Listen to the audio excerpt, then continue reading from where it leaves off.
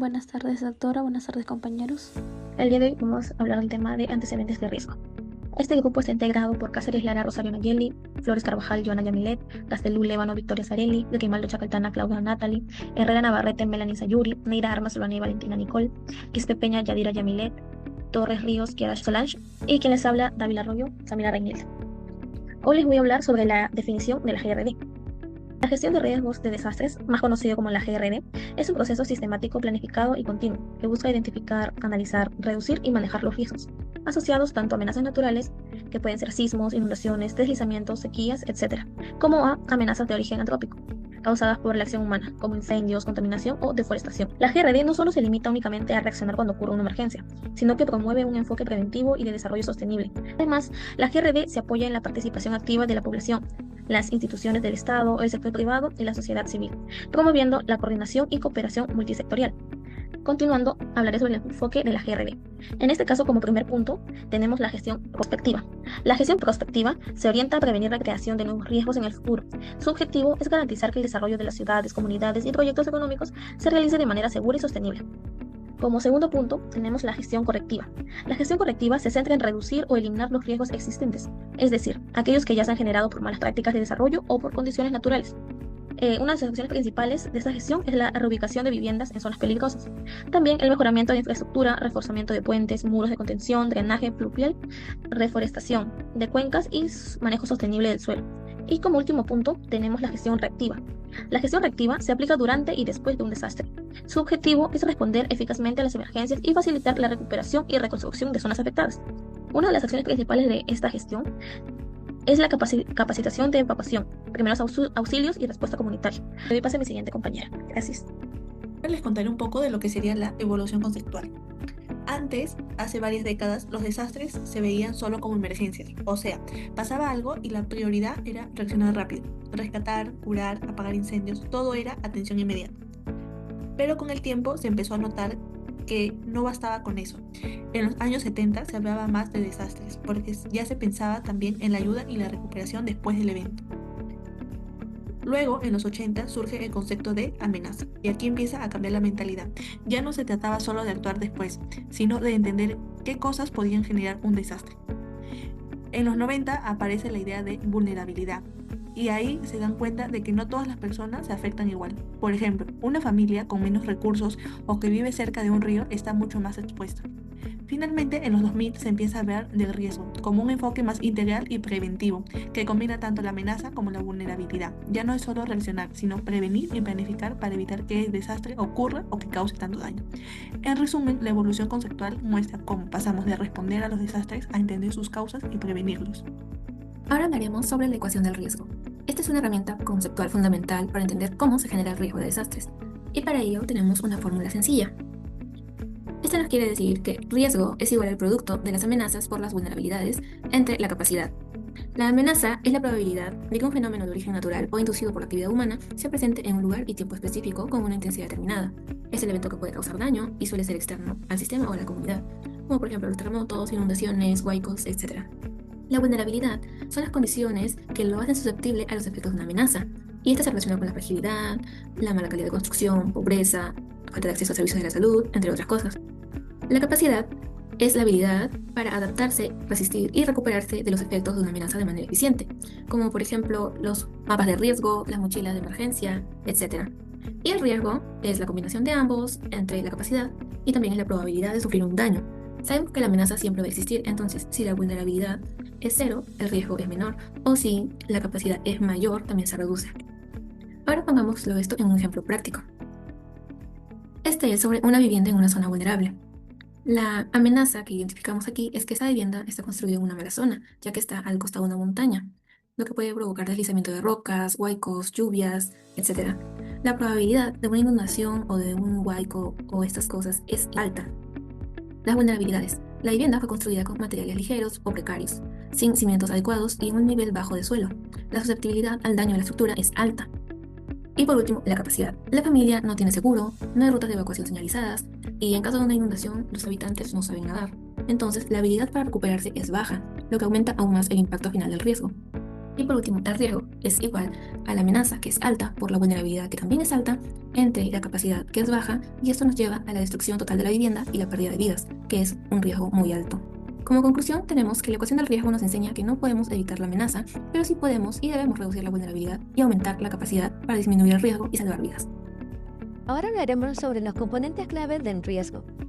Son los elementos fundamentales que permiten identificar, analizar y gestionar los riesgos en cualquier situación o proyecto.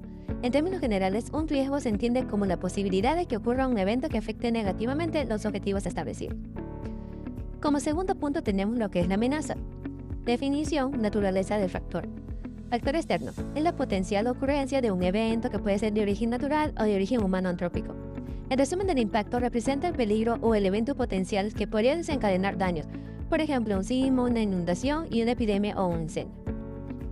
Segundo punto tenemos lo que es la vulnerabilidad. Factor interno es la debilidad de un sistema, sociedad, comunidad, estructura ante la amenaza. Resumen, es la capacidad o incapacidad de un sistema para absorber o resistir los efectos de un evento. Está influenciada por variables críticas como capacidades económicas, conocimiento, capacidad técnica y condiciones ambientales. Como se observa, tenemos algunas imágenes que, ello indica que hay destrucción de vivienda tras lluvias torrenciales. Ello representa la vulnerabilidad económica y social de las familias de bajos recursos que habitan en zonas de riesgo. Las lluvias superan su capacidad de respuesta y recuperación. En otra imagen tenemos el colapso de viviendas por lluvias extremas. Ejemplo de vulnerabilidad estructural.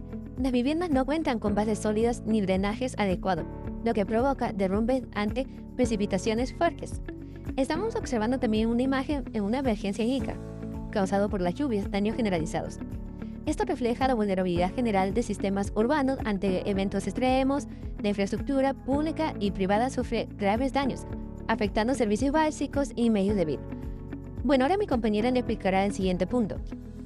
Ahora hablaremos de la distinción fundamental, riesgo versus desastre. Esto va a ser lo que define toda la gestión de emergencia, especialmente en lo que es nuestra zona. Vamos a ver la diferencia entre riesgo y desastre y cómo la vamos a aplicar en Ica y en el distrito de Parcona. El riesgo es el potencial de daño, es una condición latente. Es algo que podemos identificar, medir y sobre todo gestionar. El desastre, en cambio, va a ser la materialización del riesgo. Es el evento real que va a impactar una población vulnerable y va a causar pérdidas. La clave va a ser, el riesgo es prevenible y del desastre es la consecuencia de no haber prevenido. Para ello, puedo darles un ejemplo. Una casa construida cerca del cauce de un río es un riesgo. En inundaciones fluviales tenemos riesgo potencial prevenible. La expansión urbana del distrito de Parcona ha permitido la construcción de viviendas precarias muy cerca de las riberas del río. Ahora, en desastres, eventos y consecuencias, vamos a tener lo que es el fenómeno de 1998 o las lluvias de 2017. Estas van a provocar el desborde del río y las casas que están construidas en la ribera van a ser destruidas, dejando damnificados y pérdidas económicas tanto para todos. Miren, un ejemplo claro de riesgo es la expansión urbana descontrolada. Si ven el mapa, muchas viviendas se han construido directamente en la llanura de inundación del río Ica o al pie de la quebrada seca. Estos van a hacer que sean vulnerables y va a ser un riesgo. Nuestros planes de prevención, por lo tanto, deben ser enfocados en el riesgo, no tal vez en el desborde, sino en retirar las casas de lo que es la llanura. Y también construir lo que son defensas ribereñas. También tener planes de evacuaciones listos. Aquí es donde la cartografía se va a volver una herramienta muy indispensable para nuestra vida. Bien, ahora hablaremos sobre el impacto socioeconómico que tienen los desastres en el Perú. El Perú es un país con una gran diversidad geográfica y cultural, pero esa misma diversidad lo hace altamente vulnerable. Cada año miles de peruanos se ven afectados por eventos como terremotos, inundaciones, huaicos, incendios o derrames industriales, que generan consecuencias más allá de lo visible. En el ámbito económico, los desastres provocan graves pérdidas financieras, infraestructuras dañadas, cultivos destruidos y actividades productivas paralizadas. Representan millones de soles en pérdidas, afectando el desarrollo nacional. En el aspecto social, las familias pierden sus hogares y fuentes de ingreso, lo que incrementa la pobreza y limita el acceso a los servicios servicios básicos como salud y educación. Sin embargo, uno de los impactos menos atendidos es el psicológico. Tras un desastre, muchas personas se enfrentan a estrés, ansiedad o depresión, producto del trauma, la pérdida y la incertidumbre. La salud mental se convierte en una prioridad tan importante como la reconstrucción material. Frente a esta realidad, la prevención y la gestión de riesgo deben ser pilares fundamentales en las políticas públicas. Prevenir no solo reduce las pérdidas, sino que fortalece la resiliencia y protege el bienestar de toda la sociedad. Hoy voy a hablar sobre los acrónimos más importantes en la gestión del riesgo de desastres, conocida como GRD. La GRD es un proceso que busca prevenir, reducir y controlar los riesgos de desastres, además de preparar y responder cuando estos ocurren. En el Perú, todo este trabajo está organizado dentro del SINAGERD, que significa Sistema Nacional de Gestión del Riesgo de Desastres. Este sistema está dirigido por la Presidencia del Consejo de Ministros, o PCM, y coordina a todas las instituciones que participan en la gestión del riesgo. Entre las más importantes están CENEPRED, que se encarga de la estimación, prevención y reducción del riesgo; INDECI, que se ocupa de la respuesta y rehabilitación. También existen los centros de operaciones de emergencia, que coordinan las acciones cuando ocurre una emergencia: el COEN a nivel nacional, el COER a nivel regional y el COEL a nivel local. Además participan otras instituciones como el MINSA, que es el Ministerio de Salud, el MINAM, Ministerio del Ambiente, la PNP, Policía Nacional del Perú, y las Fuerzas Armadas, que apoyan en la atención y rescate. En resumen, todos estos acrónimos representan a las instituciones que trabajan unidas para proteger vidas, bienes y el medio ambiente frente a los desastres. Voy a hablar sobre la Estructura Nacional de la Gestión del Riesgo de Desastres. La GRD en el Perú forma parte del Sistema Nacional de Gestión del Riesgo de Desastres, o SINAGERD, que organiza y coordina a todas las instituciones del Estado para prevenir, reducir y responder ante los desastres. Esta estructura tiene 3 niveles de gobierno: nacional, regional y local. En el nivel nacional, la Presidencia del Consejo de Ministros, PCM, es la que dirige todo el sistema. Bajo su coordinación trabajan 2 entidades principales: el CENEPRED, que se encarga de la prevención y reducción del riesgo, y el INDECI, responsable de la respuesta y rehabilitación después de los desastres. En los gobiernos regionales y locales existen las oficinas de gestión del riesgo de desastres, que aplican los planes y medidas en sus propias zonas, adaptándose a las necesidades de cada comunidad. En resumen, la estructura nacional de la GRD permite que el país actúe de forma organizada, coordinada y oportuna ante cualquier desastre, protegiendo a la población y reduciendo los daños. Ahora vamos a hablar sobre los fenómenos de origen biológico. A estos se los consideran como los procesos naturales causados por la acción de organismos vivos como virus, bacterias, hongos, parásitos o animales.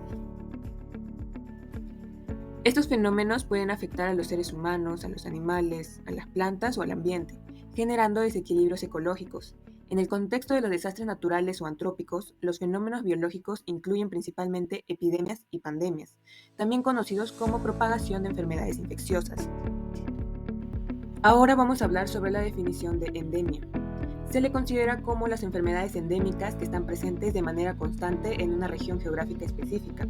Algunos ejemplos de endemias son la malaria, que se encuentra en algunas regiones tropicales, el dengue, que se encuentra en zonas cálidas y húmedas, y la fiebre amarilla en determinadas áreas de América Latina. Así también tenemos lo que es la epidemia. Sucede cuando una enfermedad se propaga rápidamente y afecta a muchas personas en poco tiempo, superando los niveles habituales. Alguna de sus características es que se presenta de manera brusca y puede estar limitada a una zona geográfica específica, ya sea una ciudad, una región o un país. Algunos ejemplos de epidemias son el COVID-19, ya que al inicio se le consideraba una epidemia, antes de extenderse a nivel mundial. Asimismo, tenemos la definición de lo que es una pandemia. Se le considera una epidemia de gran magnitud que se propaga por varios países o continentes, afectando a un gran número de personas en todo el mundo. Alguna de sus características es que generalmente se origina a partir de una nueva enfermedad o variante del agente infeccioso, frente a la cual la población no tiene inmunidad, además que requiere coordinación internacional para su control. Algunos ejemplos de pandemias son el COVID-19, también conocido como el coronavirus, que inició en el año 2019. También tenemos la gripe española, que inició en el año 1918, llevándose millones de vidas. A continuación, ahora hablaremos sobre los principales desastres ocurridos en el Perú desde el año 1994 hasta el año 2002. Entre estos años, en el Perú ocurrieron varios desastres que afectaron a muchas regiones del país y dejaron grandes pérdidas humanas y materiales. Algunos fueron causados por fenómenos naturales y otros por errores o descuidos humanos, pero todos marcaron momentos difíciles para la población. En 1994, uno de los desastres más recordados fue el desborde del río Ucayali en el departamento de Ucayali, provincia de Coronel Portillo, en el distrito de Callería. Las fuertes lluvias provocaron que el río se saliera de su cauce, inundando casas, chacras y caminos. Muchas familias se quedaron sin hogar y se perdieron grandes extensiones de cultivos. Este hecho mostró la vulnerabilidad de las zonas amazónicas ante las intensas lluvias y la falta de infraestructura adecuada. Ese mismo año también ocurrió el desborde del río Cañete en la región Lima, provincia de San Vicente de Cañete. El aumento del caudal del río causó graves inundaciones en zonas agrícolas y urbanas. Se perdieron cosechas, viviendas y puentes.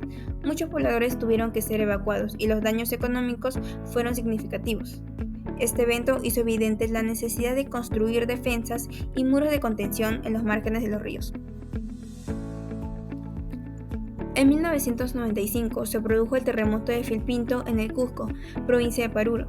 El sismo fue de gran intensidad y destruyó numerosas viviendas, la mayoría hechas de adobe. Varias familias quedaron afectadas y se registraron deslizamientos de tierra que bloquearon carreteras y aislaron pueblos enteros. Fue un hecho que recordó la importancia de estar preparados ante los movimientos sísmicos y de construir con materiales más resistentes. Y por último, en el año 2002 se vivió una de las tragedias más lamentables de origen humano, el incendio en la discoteca Utopía, en el distrito de Santiago de Surco, Lima. Durante un espectáculo con fuegos artificiales dentro del local, se produjo un incendio que se extendió rápidamente y decenas de jóvenes perdieron la vida. Se descubrió que el lugar no contaba con salida de emergencia ni equipos de seguridad. Este hecho generó gran indignación en todo el país y puso en debate la falta de control en los locales públicos.